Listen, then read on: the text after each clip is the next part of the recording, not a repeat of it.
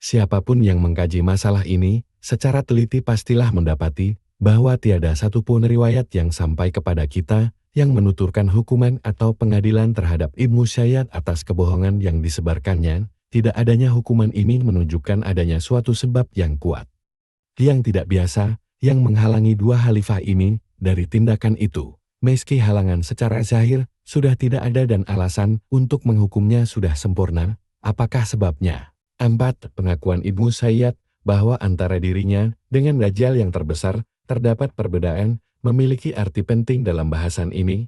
Perbedaan itu mengukuhkan bahwa Ibnu Sayyad bukanlah Dajjal yang terbesar, Dajjal yang kita minta perlindungan darinya kepada Allah.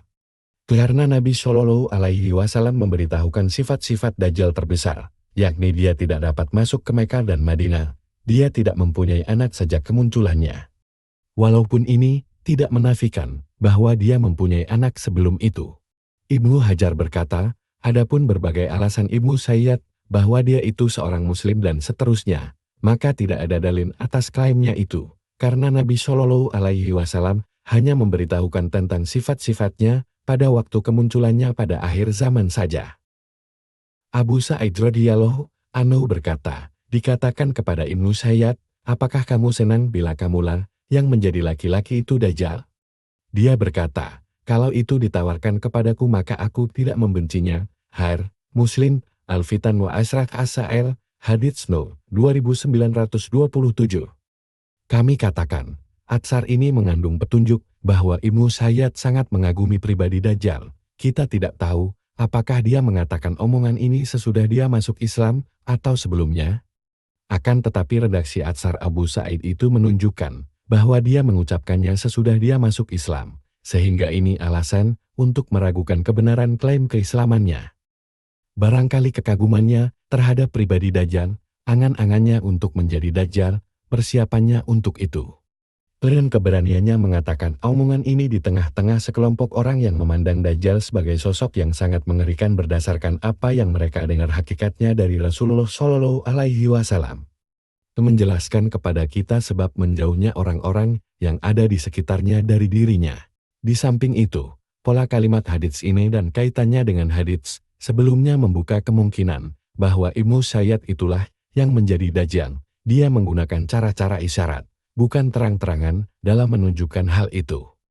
Barangkali waktu yang tepat bagi dia untuk berterus terang membuka identitas pribadinya bukanlah di masa itu. Seolah-olah dia dalam masalah ini menggunakan siasat takyah melindungi diri dengan cara menyembunyikan identitas dan menggunakan kalimat kiasan untuk menyembunyikan identitas pribadinya. Dari Nafi, dia berkata, Ibnu Umar bertemu dengan Ibnu Sayyad di salah satu jalan kota Madinah. Ibnu Umar berkata kepadanya suatu perkataan yang menjadikan dia marah, lantas dia menghembus napas sampai memenuhi jalan besar. Ibnu Umar masuk ke rumah Hafsah. Dan kejadian yang dialaminya dengan Ibnu Sayyad itu telah sampai beritanya kepada Hafsah. Lantas Hafsah berkata, semoga Allah menyayangimu. Apa yang kau inginkan terhadap Ibnu Sayyad? Tidak tahukah kamu bahwa Rasulullah Shallallahu Alaihi Wasallam telah bersabda, sesungguhnya dia hanya muncul akibat kemarahan yang menjadikan dia marah. Muslim, Al-Fitan wa Ashraq As-Sa'ah. Hadits No. 2932. Dari Ibnu Aun, dari Nafi, dia berkata, Nafi berkata, Ibnu Sayyad itu Dajjal. Dia berkata, Ibnu Umar berkata, aku bertemu dengannya 2 kali, lalu aku menemuinya untuk kedua kalinya, sedangkan 1 biji matanya sudah meleleh keluar. Ibnu Umar berkata, aku bertanya, sejak kapankah matamu menjadi seperti yang kulihat ini? Dia menjawab, aku tidak tahu. Ibnu Umar berkata, aku berkata, kamu tidak tahu? Padahal matamu itu ada di kepalamu. Dia menjawab, jika Allah menghendaki, biasa saja dia menciptakannya pada tongkatmu ini. Ibnu Umar berkata, lalu Ibnu Sayyad mengeluarkan suara seperti suara keledai terkeras yang pernah kudengar. Ibnu Umar berkata, sebagian sahabatku sangat yakin, aku telah memukulnya dengan tongkat yang kubawa hingga tongkat itu patah. Adapun aku, demi Allah, tidak merasa begitu. Nafi berkata, Ibnu Umar mendatangi rumah Ummul Mukminin Hafsah binti Umar lalu Hafsah berbicara kepada Ibnu Umar. Hafsah berkata, apa yang engkau inginkan dari Ibnu Sayyad itu? Bukankah engkau sudah mengetahui bahwa beliau Shallallahu Alaihi Wasallam pernah bersabda, sesungguhnya yang pertama membangkitkan dia atas manusia adalah satu kemarahan yang menjadikannya marah. Muslim, Al-Fitan wa Asrak As-Sa'ir, Hadits No. 2932. Kami katakan, dua atsar tadi menunjukkan sejumlah keganjilan Ibnu Sayyad dan seberapa besar pengaruhnya terhadap jiwa serta perasaan orang-orang yang ada di sekitarnya. Keganjilan itu diantaranya 1. Hembusan napasnya di jalan atau gang yang sampai pada tingkatan dikomentari oleh Ibnu Umar dengan perkataannya, hembusan nafasnya itu memenuhi jalan. 2. Ketidaktahuan Ibnu Sayyad tentang bagaimana meleleh keluar salah satu matanya. Perkara ini menjadi penguat bagi dugaan kita bahwa Ibnu Sayyad itu tidak sepenuhnya memiliki dirinya sendiri. Akan tetapi dia itu sejak kecil menjadi rampasan bagi kekuasaan setan-setan. 3. Hilangnya kesadaran Ibnu Umar terhadap dirinya padahal dia telah memukul Ibnu Sayyad, walaupun pukulannya terhadap Ibnu Sayyad itu menyebabkan tongkatnya patah. Akan tetapi Ibnu Umar tidak menyadarinya, bahkan dia meragukan perkataan orang yang memberitahunya bahwa dialah yang melakukan itu. Ini menunjukkan bahwa Ibnu Umar telah kehilangan kesadaran terhadap dirinya sendiri ketika dia memukul Ibnu Sayyad. Pertanyaan yang muncul pada kisah ini adalah, bagaimana Ibnu Sayyad dapat mempengaruhi perasaan Ibnu Umar? Ini pasti terjadi karena perbuatan setan-setan yang ada di sekitar Ibnu Sayyad yang mampu menembuskan pengaruhnya terhadap manusia yang ada di sekitarnya. 4. Kita amati dari kisah Ibnu Umar dan Hafsah radhiyallahu anhum bahwa keduanya berpendapat bahwa Ibnu Sayyad adalah Dajjal. Bahkan telah diriwayatkan dari Ibnu Umar bahwa dia pernah bersumpah untuk menguatkan pernyataan itu. Dia berkata, demi Allah, aku tidak ragu bahwa Al-Masih Dajjal itu adalah Ibnu Sayyad. Abu Dawud, Al-Malahim, Hadits No. 4308. Redaksional kalimat penolakan Hafsah atas tindakan Ibnu Umar yang memukul Ibnu Sayyad juga menegaskan hal itu. Bahkan pola kalimat hadits ini mengisyaratkan sikap Hafsah yang memastikan bahwa Al-Masih Dajjal itu adalah Ibnu Sayyad. Hafsah adalah anak perempuan Umar dan istri Rasulullah Shallallahu Alaihi Wasallam. Artinya dia adalah manusia yang paling dekat dari sumber informasi tentang masalah ini dan paling memahami hal-hal yang berkaitan dengannya. Pola tutur kisah ini juga mengisyaratkan bahwa peristiwa yang dialami oleh Ibnu Umar radhiyallahu anhu itu terjadi sesudah wafatnya Nabi Shallallahu Alaihi Wasallam. Sesungguhnya kita sekarang ini berhadapan dengan orang yang paling dekat hubungannya dengan Rasulullah Shallallahu Alaihi Wasallam, Hafsah dan Abdullah bin Umar radhiyallahu anhum, sedangkan keduanya memastikan bahwa Ibnu Sayyad itulah Dajjal. Kemudian ditegaskan pula tiadanya satupun keterangan dari Nabi Shallallahu Alaihi Wasallam sepanjang hidup beliau yang menafikan gambaran yang bertahta kuat pada benak orang-orang terpilih dari kalangan sahabat beliau ini. Dari Muhammad bin Munkadir, dia berkata, aku melihat Jabir bin Abdillah bersumpah atas nama Allah bahwa Ibnu Sayyad itulah Dajjal. Aku berkata, apakah kamu bersumpah atas nama Allah untuk perkara ini? Dia menjawab, sungguh aku telah mendengar Umar bersumpah untuk perkara itu di hadapan Nabi Shallallahu Alaihi Wasallam, namun beliau tidak mengingkarinya. Muslim, Al-Fitan, Hadits No. 2929. Kami katakan, 1. Umar radhiyallahu anhu bersumpah bahwa Ibnu Sayyad itulah Dajjal. Sumpahnya itu sampai didengar oleh Rasulullah Shallallahu Alaihi Wasallam. Tidak ada pengingkaran Nabi Shallallahu Alaihi Wasallam terhadap Umar dengan sumpahnya itu. Ini perkara yang sangat mengherankan. Karena yang saya tahu pasti sifat menonjol yang ada pada diri Umar radhiyallahu anhu adalah yang wara dan keteguhannya dalam memegangi kebenaran. Lantas apakah yang mendorong Umar untuk melakukan penegasan dengan sumpah terhadap perkara yang masih diragukan? Apakah tanda-tanda yang dilihat oleh Umar sedangkan yang kita tidak melihatnya, yang menjadikan dia begitu yakin bahwa Ibnu Sayyad itulah Dajjal? Sudah diketahui bahwa Umar radhiyallahu anhu itu orang yang mendapatkan ilham dari umat ini. Lebih dari itu, dia adalah orang yang paling dekat dengan Rasulullah Shallallahu Alaihi Wasallam, yang paling mengetahui tentang maksud dan tujuan sabda beliau di antara para sahabat yang lainnya. Masih ada tambahan keutamaan lagi, yakni dia ikut menyertai Rasulullah Shallallahu Alaihi Wasallam melihat secara langsung fenomena Ibnu Sayyad. Dapat dibayangkan, dia juga mengetahui secara langsung kisah Tamim atau mendengar tentang kisah itu karena Nabi Shallallahu Alaihi Wasallam memanggil kaum muslimin dengan seruan as-salatut ami'ah saat menceritakan kisah Tamim. Demikianlah, tidak pernah sampai kepada kita berita tentang Umar radhiyallahu anhu yang mencabut sumpahnya ataupun membayar kafarat atas sumpahnya itu. Bila dia melakukan itu maka riwayatnya pastilah sampai kepada kita sebagaimana sampainya riwayat tentang penyesalan dia di Hudaybiyah. Andai kata diterangkan kepada Umar radhiyallahu anhu bahwa dirinya telah tergesa-gesa dalam bersumpah terhadap suatu perkara yang masih menjadi dugaan atau persangkaan, lalu tampak pada dirinya bahwa dia telah menyelisihi keterangan tersebut, pastilah Umar menyesali tindakannya atau setidaknya dia segera saja membayar kafarah atas sumpahnya.